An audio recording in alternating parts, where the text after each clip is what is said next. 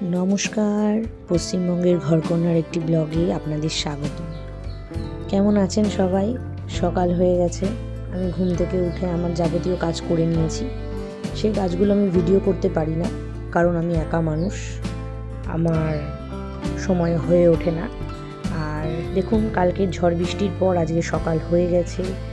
কচি কচি কাঁঠাল পাতা দেখা গেছে এবং কাঁঠাল পাতায় কচি কচি মুচি এসে গেছে। এখন থেকেই আমি আমার গোপে তেল লাগাচ্ছি, কারণ আমার গাছে কাঁঠাল চলে এসছে।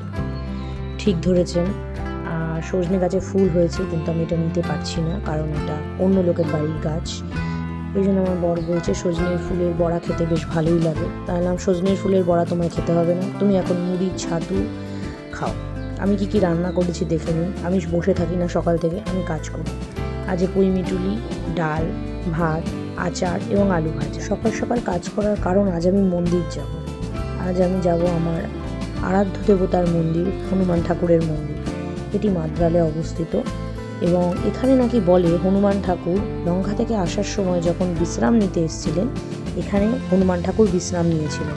তাই জন্য এখানে হনুমান ঠাকুর শায়িত অবস্থায় আছে। মিমি আর আমি দুজনেই খালি গেছিলাম মন্দিরে, কারণ ওর বাবা কাজে গেছিলো। দেখতেই পাচ্ছেন মিমি কত আনন্দ পেয়েছে ঘুরতে গিয়ে। আর আমার ব্লগটি আজ আমি এখানেই শেষ করলাম। দেখা হচ্ছে অন্য একটি ব্লগে। ভিডিওটি ভালো লাগলে অবশ্যই একটু লাইক করবেন, সাথে থাকুন আর একটুখানি ভালোবাসা দিন।